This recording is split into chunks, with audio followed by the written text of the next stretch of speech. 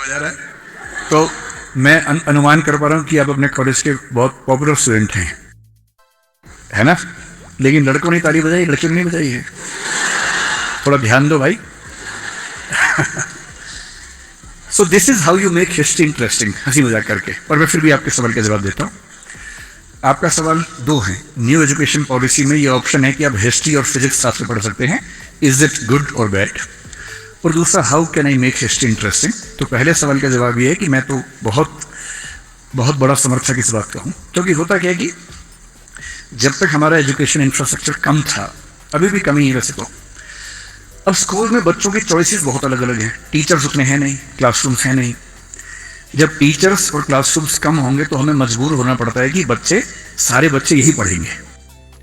तो जो कॉमर्स पढ़ेगा उसको अकाउंटेंसी भी पढ़ना पड़ेगा, इकोनॉमिक्स भी पढ़ना पड़ेगा। जो फिजिक्स पढ़ेगा वो केमिस्ट्री भी पढ़ेगा, मैथ्स भी पढ़ेगा या बायो भी पढ़ेगा। और जो हिस्ट्री पढ़ेगा उसको साथ में पॉलिटिकल साइंस, सोशियोलॉजी और ज्योग्राफी ही पढ़ना पड़ेगा। ग्रुप बना दिए हमने। लेकिन सवाल है कि ऐसा बच्चा क्यों नहीं हो सकता जिसका मन करे कि मैं म्यूजिक पढ़ूं और मेडिकल साइंस पढ़ूं और हिस्ट्री पढ़ूं? ऐसा क्यों नहीं हो सकता?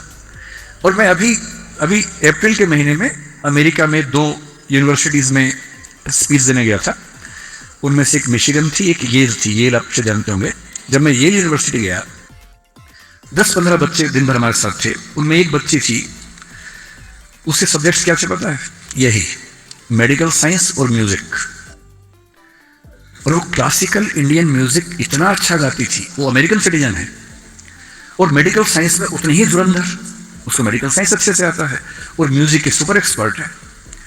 तो मेरे मन में आया कि हमारे देश के बच्चे ऐसा क्यों नहीं कर सकते? अगर किसी बच्चे का मन फिजिक्स समझने का और हिस्ट्री समझने का साथ साथ करे, इसमें क्या दिक्कत है? कम से कम ग्रेजुएशन में दिक्कत नहीं है। ग्रेजुएशन में आपने 2-3 विषय पढ़े, फिर आपने डिसाइड किया कि इनमें से एक कौन सा लेके स्पेशलाइजेशन करना है। So I am all in favour of having diversity of subjects. ये बच्चों के लिए बहुत जरूरी है कि वो अपने इंटरेस्ट से पढ़ेंगे और बड़ा मजा आता है। जैसे मुझे मैथमेटिक्स और फिलोसफी और लिटरेचर सब अच्छा लगता है। ऐसी कोई चॉइस कभी थी नहीं मेरे पास, तो अलग अलग एमए करना पड़ा सब में। होती तो मैं शुरू से पढ़ लेता। Second, history. मैंने हिस्ट्री ऑनर्स किया है दिल्ली यूनिवर्सिटी से, और तब मैं पढ़ता नहीं था बिल्कुल भी। मैंने हिस्ट्री भी नहीं पढ़ी उस समय और मुझे भी बहुत बोरिंग लगता था। मैं क्लास में नहीं जाता था क्योंकि मैं उस समय छात्र नेता था अपने कॉलेज का। इलेक्शन लड़ता था कॉलेज में, मुझे उसमें मजा आता था बहुत ज़्यादा। डिबेटिंग, कंपटीशन, स्पोर्ट्स, पॉलिटिक्स वही सब करता था, क्लास में कम जाता था।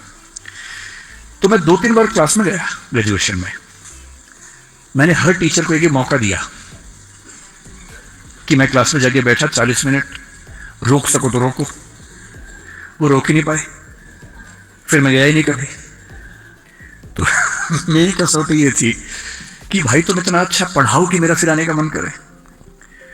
दुर्भाग्य से जिन टीचर से मैंने क्लास की 2-3 की, सबकी तो मैंने की बनी, वो लिखा हुआ लेके आते थे, क्लास में आके बोल देते थे। हमने कहा जब यही करना है तो लिखा हुआ दे दो हमें, हम भी वही पढ़ लेंगे। और नहीं तो कुंजी बाहर मिली जाती है, की बुक बाहर मिली जाती है, उसमें से पढ़ लेंगे। और कुछ तो की बुक से ही पढ़ाते थे क्लास में भी। अब मेरा मानना है, तब तक मेरा मानना था कि हिस्ट्री बहुत बोरिंग सब्जेक्ट है। अब मेरा मानना है कि हिस्ट्री से इंटरेस्टिंग कुछ नहीं है। मैं आपको एक एग्जांपल देके समझाता हूं। हिटलर सेकेंड वर्ल्ड वॉर में उसने 60 लाख लोगों को मारा। आपको पता है हिस्ट्री का, वो हिस्ट्री हम सबने पढ़ी है। मैं हिस्ट्री को इतना एंजॉय करता हूं आजकल कि मैं भी पिछले महीने यूरोप गया हुआ था, तो मैं स्पेशली बड़ी मुश्किल से कोशिश करके 10 लोगों से बात करके पोलैंड गया। और पोलैंड के पास एक जगह है, पोलैंड में एक जगह है क्राको, यूक्रेन बॉर्डर के पास ही है। और क्राको से लगभग 30-40 किलोमीटर की दूर एक जगह है ऑश्विट्स। ऑश्विट्स उन इलाकों में से एक है जहां हिटलर के कॉन्सेंट्रेशन कैंप थे। बाकी कैंप तो खत्म हो गए, पर वहां की सरकार ने कुछ लोगों के एफर्ट्स उसको बचा के रखे एज इट इज जैसा वो था। मैं 3-4 साल से कोशिश कर रहा था कि वो देख के आऊंगा, तो मैं देखने गया। उस एक कैंप में करीब 9 लाख लोगों को मारा गया था 1942, 43, 44 के दौर में। अब मैं जब वहां गया तो आप उस सिचुएशन को देखते हैं। कई फिल्मों में आपने देखा है कि एक बड़ा सा दरवाजा है, वहां से ट्रेन अंदर जा रही है। वो ट्रेन वहां खड़ी है अभी भी। जिस ट्रेन में हजारों लोगों को लाया गया मारने के लिए, वो ट्रेन वहां खड़ी है, उसी पटरी पे खड़ी है। वहाँ से लोग उतरते थे। फिर एक पॉइंट था जहाँ डॉक्टर्स चुनते थे कि किसको जिंदा रखना है, किसको मार देना है। जिंदा सिर्फ उसको रखते थे जो काम कर सकता है, जो मजबूत से काम कर सकता है।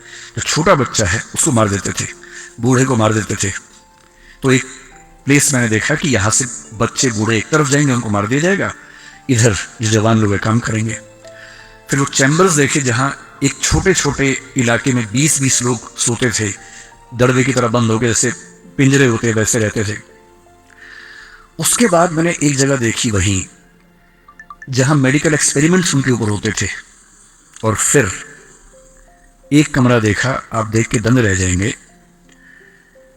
कमरा मतलब इस ऑडिटोरियम का 1/10 साइज समझ लीजिए लगभग। उसमें जितने लोग मरे उन सबके जूते वैसे के वैसे रखे हैं, दूसरे में उनके कपड़े वैसे के वैसे रखे हैं, तीसरे में उनके बाल, क्योंकि जब गैस चैम्बर में मारते थे तो पहले उनको गंजा करते थे। वो बाल आप देखेंगे, आपको खून के आंसू आ जाएंगे देखकर। और जब आप वो देखेंगे ना, फिर आपका मन करेगा कि हिस्ट्री पढ़ूं, क्या हुआ था। तो जो मैंने अभी किया है वही क्लास में करना। जब भी हिस्ट्री पढ़ाओ, पहले एक फिल्म चलाना क्लास में बोल के। मैं दावे से कह रहा हूं कि अब अगर मैं आपको सेकेंड वर्ल्ड वॉर की हिस्ट्री पढ़ाऊंगा, आप सब पढ़ेंगे। और अगर मैं ये कह के आता कि चलो हिस्ट्री पढ़ते, आप सब भाग जाते। हिस्ट्री को जैसे ही आप कॉन्क्रीट एग्जाम्पल्स रियलिटी से जोड़ के बताएंगे तो हिस्ट्री इंटरेस्टिंग हो जाती है। और हिस्ट्री से इंटरेस्टिंग क्या हो सकता है? And history is not about dates. ये बहुत बड़ी गलतफहमी है। जिसको बहुत तारीखें याद हैं वो तोता है, वो इतिहास का विद्यार्थी नहीं है, वो इतिहास का अध्यापक नहीं है, वो तोता है, तोता। अगर आपके आसपास कोई बहुत याद करके सुनाए आपको, देखो याद करने की एक उम्र थी, अब नहीं है। जब मैं छोटा था हमें लोग बोलते थे कि 50 तक के पहाड़े याद कर लो, पहाड़े में टेबल्स याद कर लो। हमने रटी हुई। रोज डिक्शनरी से 5 वर्ड्स याद करो जो कभी काम नहीं आएंगे जिंदगी में। याद करते रहो, करते रहो, करते रहो। सारे देश, उनकी कैपिटल्स याद करो, सबकी करेंसी याद करो। मैंने तब सब याद किया था, अब भूल गया। अब मैं जिस भी देश में जाता हूं, मैं गूगल पर सर्च कर लेता हूं, उसका नक्शा भी, उसकी कैपिटल भी, उसकी करेंसी का हिसाब कर लेता हूं। क्या जरूरत है? तो जब तक हमारे पास टेक्नोलॉजी नहीं थी, हमें याद करना पड़ता था। आज के ज़माने में जो बहुत याद कर रहा है वो आउटडेटेड है। अब याद नहीं करना है, आपसे ज़्यादा याद गूगल को है, और गूगल आपके पास हमेशा है। क्यों याद करना है? उतना ही याद करना जितना ज़रूरी है। अपनी मेमोरी को बेकार चीज़ों में खर्च नहीं करना है। अगर आपकी मेमोरी के 50 मेगाबाइट्स बेकार चीज़ों में खर्च हो गए, कुछ अच्छी चीज़ में खर्च करो उसके बाद। तो अच्छा इतिहास ये नहीं बताता कि किस डेट को क्या हुआ था, वो बताता है कि क्यों हुआ था, कैसे हुआ था। सिक्किम के इतिहास को लेकर जो मैंने पढ़ा है, आपने तो उसको जिया होगा। 1975 में जो घटनाएं घटी, डेट याद नहीं करनी है, क्या परिस्थिति थी, क्यों हुआ, किस चीज की कितनी भूमिका थी। और सबसे महत्वपूर्ण बात, इतिहास हमें क्या सिखाता है? कितनी भी बड़ी क्रांति हो जाए, कोई समाज पूरी तरह से नहीं बदलता है। यूएसएसआर 1917 में बना, आपने पढ़ाई होगा, बोल्शेविक रिवॉल्यूशन हुआ, यूएसएसआर बना। और उस समय लेनिन उनका नेता था। उसने कहा कि अब धर्म खत्म हो गया, रिलीजन खत्म हो गया। जितने जीसस क्राइस्ट के पुतले थे सब तोड़वा दिए, सारी चर्च बंद करवा दी। लेनिन के पुतले खड़े हुए, स्टालिन के पुतले खड़े हुए कि अब कम्युनिस्ट रिजीम है, अब से कोई धर्म नहीं, कोई भगवान नहीं। 70-75 साल होते होते 1991 आते आते सोवियत संघ या यूएसएसआर का खेल पलट गया। जहां जहां लेनिन स्टालिन के पुतले थे, लोगों ने वो हटा के फिर से चर्च खड़ी कर दी। इतिहास हमें यह सिखाता है कि आज हम जो हैं वो क्यों हुए। हमारा 99.99% हमारी ट्रेडिशन से आता है, हम तो उसमें 0.01% चेंज कर पाते हैं। और इतिहास में कितनी भी बड़ी घटना घट जाए, पूरा नहीं बदलता है।